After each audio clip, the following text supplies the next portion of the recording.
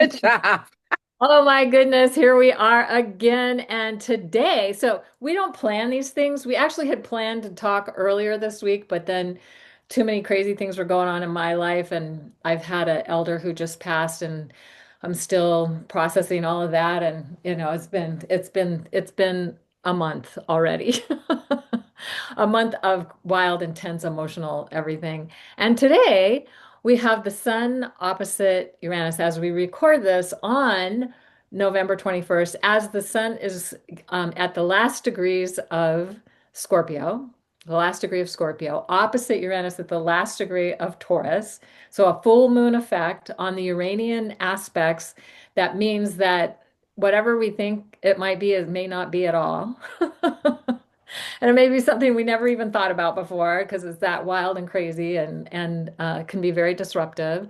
And also the sun's moving into Sagittarius today, and this coming solar month is just so full of wild card factors. So we started out with the sun opposite Uranus, and then we're going to have out of bounds planets. We're going to have the full moon in Gemini on December 4th, out of bounds, meaning it's a wild card. It's outside the boundaries of ordinary reality. Gemini is a trickster energy anyway, so it just amps up the whole trickster energy, makes it even more trickster-like. And then we have the new moon in on December 19th at 28 degrees Sagittarius, also out of bounds, also outside the boundaries of our ordinary reality. And the sun will be on the ecliptic, but the moon will be so far below, it'll be literally crossing over galactic center, transmitting directly from galactic center to the Earth. So we've got this like next month, and then of course we've got the December solstice happening right after that. And then we'll be moving into the new year in 2026. This is a whole other story that we'll talk about at some point. But if we feel into this energy, the thing I feel can be the most helpful is to not be attached to Mm. how things are unfolding. Because we might think it should be this way or it should be that way or it'd be better if it was this way or that kind of thing, but we don't really have control over it. It's like I'll just say in the tower card when they're falling out of the tower and it's like they're just in that free fall. That's to me what the Uranian energy is very much like. I've had Uranian experiences like that where I felt like I was in a free fall and there was nothing that it's like suddenly my world was turned upside down. And on the other side of it was way better than it had ever been before. But Mm. at the time, it was like I was absolutely terrified and freaked out, like, oh my God, what's happening to me?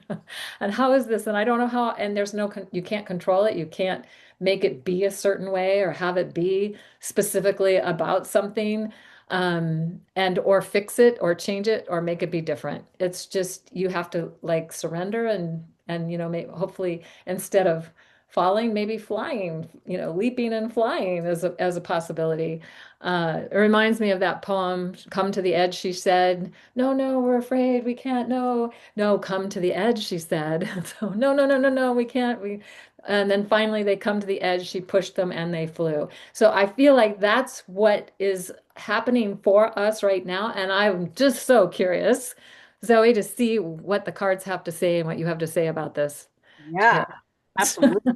But before I do that, I just wanted to look at the tour. I just wanted to look at the tower for myself. But is something happening with Venus today? Because I have in my planner Venus return or something like that. It could be for you that it's a Venus return for you, maybe. I don't know. So Okay.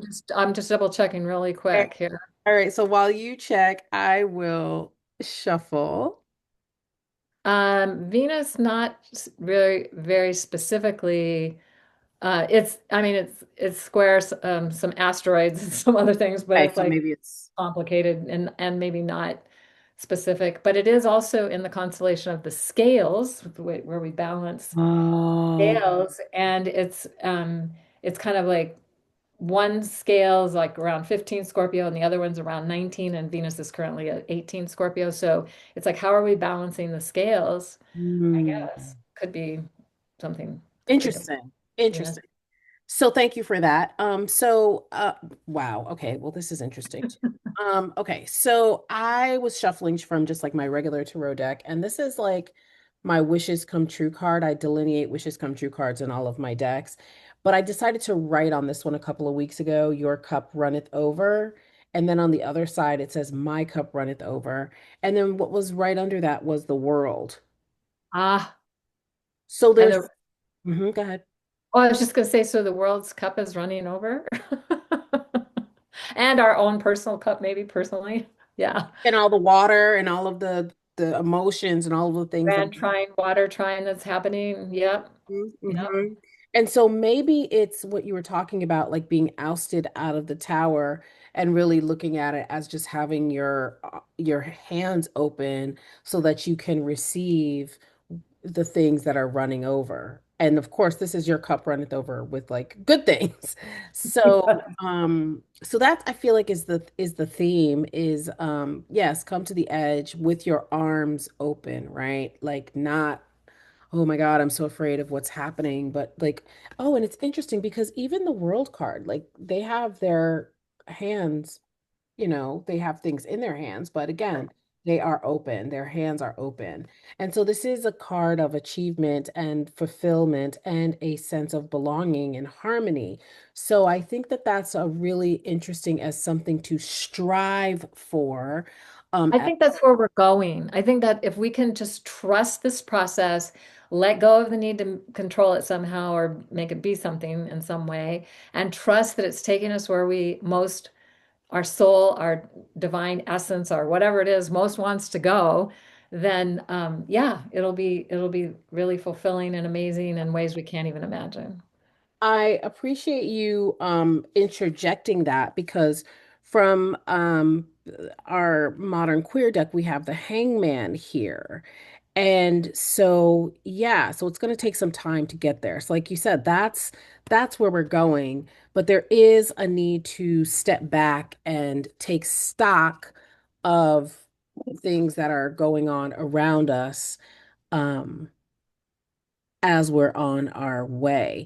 And even with the hangman, right? Their hands are behind them. They're not trying to hold on to anything. They're allowing themselves to be suspended. So I find that to be super, super interesting. Um, Wanted to be a little Uranian, wanted to be a little cheeky from with some other of my decks. But before I do that, there is a sense that there is a need for grounding also. So how do you fall? How are you in free fall and being grounded at the same time? I feel is the question. How do you let go and trust and also be grounded? So a crystal for this time, a crystal ally for this time. Oh, wow. I have pyrite, Ooh. which we love pyrite, aka fool's gold. In this particular deck, it says let the money flow in, so it is an abundant crystal. And so, okay, and then we have azurite, which I also love. And this one is about laser-like focus. And it's interesting because the colors are quite similar, right? And so I almost feel like this one is even more resonant than the pyrite for right now, just getting laser focused. So again, perhaps there's a need to step back, perhaps coming off of social media if possible, reducing the outer noise. I went on a walk today and I started to put my headphones in and I was like, you know what? No. I don't need to hear other people's opinions. I don't need to be on YouTube. I'm just going to walk and pay attention to my neighborhood. I'm going to look at the buildings that are around me. It's starting to snow, so I'm just like, I'm going to feel the elements. Then it started to rain. I was like, I'm going to just feel the elements and just walk and be present. And so I feel like also that's what this message is during this time. Paying attention to what is, not always wishing that things could be a little different. And then perhaps that is the energy or the vibe to let the good things come in. Yes, I love that. Let doesn't just mean money. It means whatever kind of abundance that supports us in being who we are flow in. I love that. I do too. Okay, let's see what the Martians have to say. What now we have this upcoming new moon as you're shuffling. I'll just say this in Sagittarius, this near my moon in Sagittarius. And sometimes people will ask me where I'm from, and I will tell them I'm from a galaxy far, far away. Because that's very Sagittarian. It's like, the adventurer on the quest for truth, on the quest for meaning, on the quest for spiritual enlightenment, whatever that might be. So, yeah, anyway, Yeah. uh, yeah. Okay. So, love the Martians. So, yeah. So the first cards are not Martians, Oh, okay. but we got the golden ratio. Oh, Yeah. nice. Right. Nice.